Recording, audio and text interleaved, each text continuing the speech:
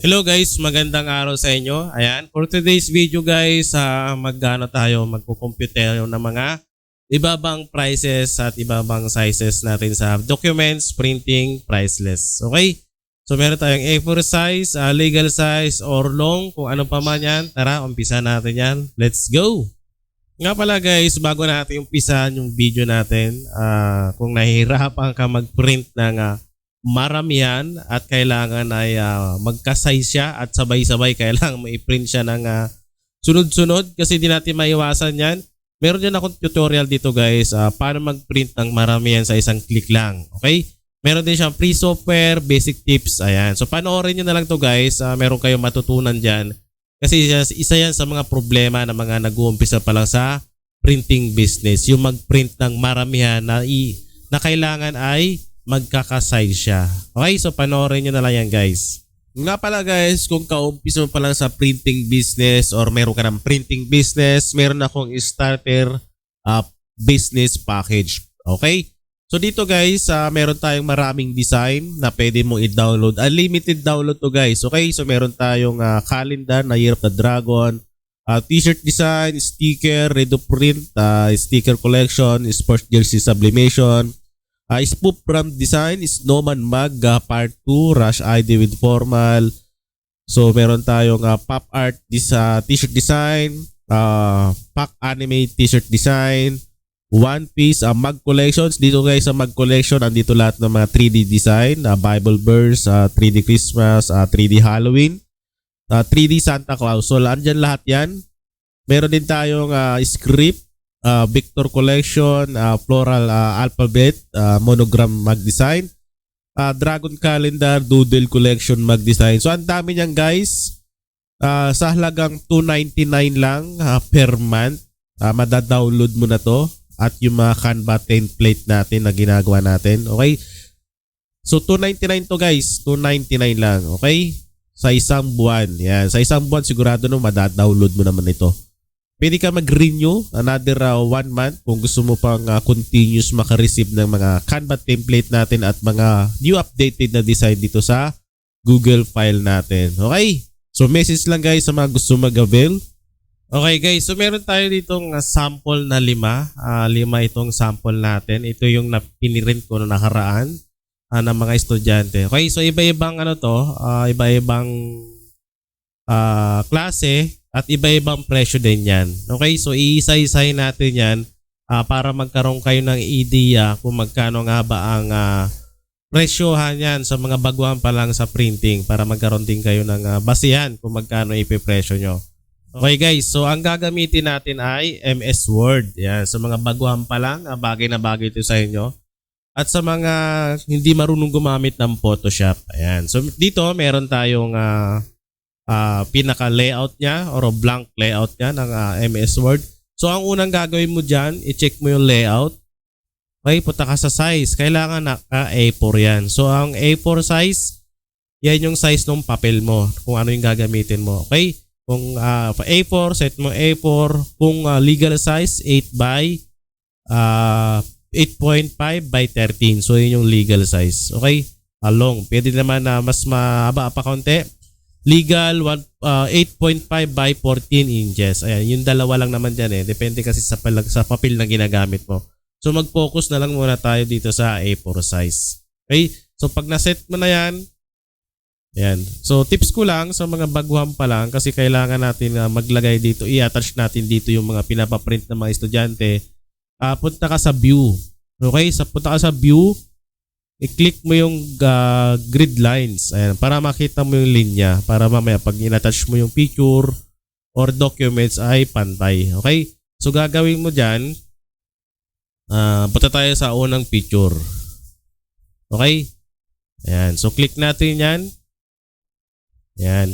So dito, ang ganitong documents, ang request ng client natin or customer natin or estudyante natin ay landscape. So gagawin mo dyan, punta ka na orientation, click mo landscape. Ayan. So gagawin mo dyan, click mo lang yung picture na yan, punta ka sa position, click mo yung center. Para pag ni-size mo siya, pwede mo siyang iurong-urong. Kasi pag hindi mo kinilik yung position niya, hindi mo magagalaw yan. Okay, so dito, kunyari ito, yung mga guhit na yan, yun yung pinakabasehan natin. So mula dyan, naka-landscape to ibabatakin ko. Ayan. I-click ko lang yung dulo-dulo. Ayan. So ganitong presyo guys, ang presyo ko dyan ay 8 pesos. 8 pesos na yan kasi nga colored siya. Tapos yung size niya. Ayan meron pa siyang border na white. Kung mas malaki pa dyan, na-request ng client na mas malaki pa, pwede mo naman palakihin yan. May ibang ngalan yung presyo niyan. Pag ganyan guys ay 10 pesos na yan. Ayan, automatic na yung 10 pesos. Sa iba pwede 12.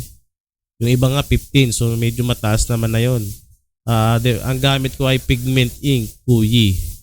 Okay? So depende sa gamit yung ink at kung saan kayo bumibili ang materialis nyo. Okay? So sa akin, sa ganitong size ay 10 pesos na to. Okay na to sa akin. Wala kasi tayong borderless, lalo pag ang printer mo ay walang borderless. So ang gamit ko ay L3210. Wala siyang borderless na A4 size. Ayan. So ganito yung size. Ang presyo na ito ay 10 pesos. Ayan.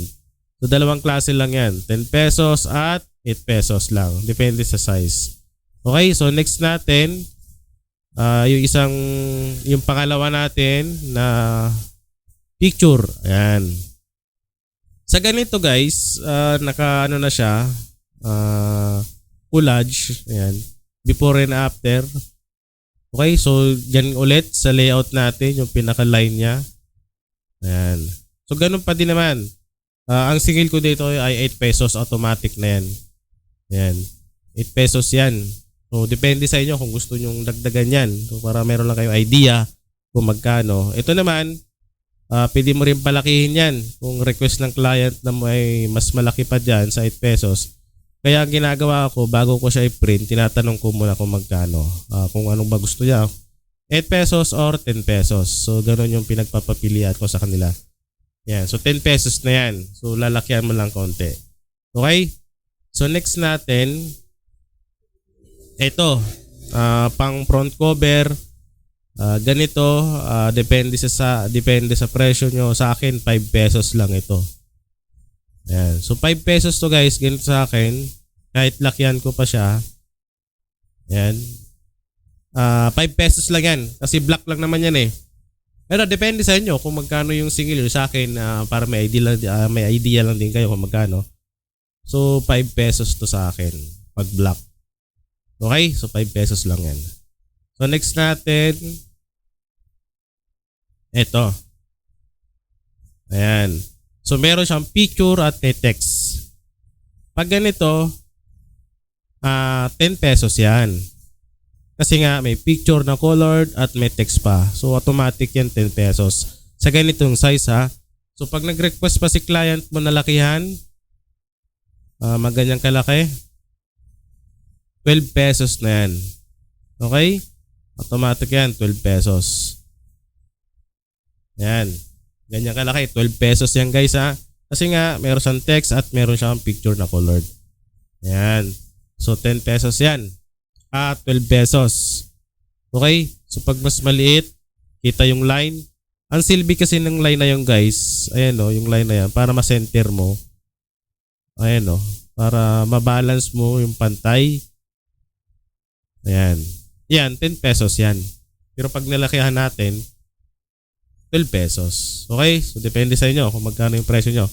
So, next natin, itong text lang din. Same lang din naman to kanina.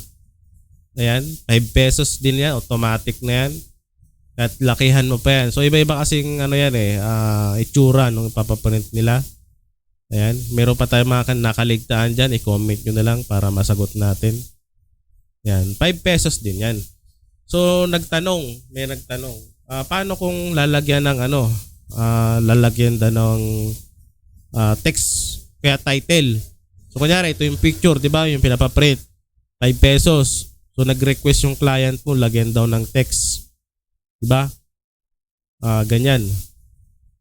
Ayun title. So pag ganyan, 5 pesos, mag-plus ka na lang. Kung magkano ipa-plus mo dun sa pagdagdag mo ng text mo. Kasi nag-effort ka maglagay dun, di ba? Ayan o. O, depende kung anong lalagay mong title. Yan. So pag ganyan, another charge ka na lang uli kasi nag-effort ka mag-type at nadagdagan din yung konsumo ng ink. So ganun lang din naman yon. Pwedeng 8 pesos yan. Di ba? So dagdag ano lang. ID lang sa presyo kung magkano. Okay? So yan yung mga ano natin. Presyo 1 sa documents. Sa documents lang to, bond paper lang to. So next natin na topic ay yung sa photo paper naman. At yung mga kung paano mag-type na mabilis, lalo yung mga typing job, di ba? So ituturo din natin yan kung paano. So abang-abangan nyo na lang guys. Okay? So sa may mga comment dyan, pa-comment nila kung meron tayong nakaligtaan para masagot natin at meron din ako matutunan sa meron mag-share. Okay, so share ko lang din tong presyo ko at kung paano ako mag-print gamit tong MS Word. Okay? Okay guys, sa mga tatanong naman kung ano nga bang print settings. So kung ang ginagawa ko lang dyan, dito, properties, ginagawa ko lang ay plain paper lang sa paper type tapos yung quality niya ay standard lang. Okay, so sa lahat na nabanggit natin kanina na presyo or price ay standard lang. Okay, so wag nyo i-high dahil magasto sa ink yan. Maganda nga pero magasto sa print, sa ink kasi hindi naman kailangan i-high yan dahil papel lang naman yan. Okay, so ang ina-high lang yung mga photo paper. Okay, so standard at paper type natin ay plain paper lang. So yun lang yung settings dyan para dun sa mga presyo natin. Yun lang yung pinaka goods na presyo at yung quality na print natin. Okay? So again, sa properties natin, paper type, plain paper, quality, standard lang. Okay? So yun lang yung ating settings pa nag-print na ng documents. Right?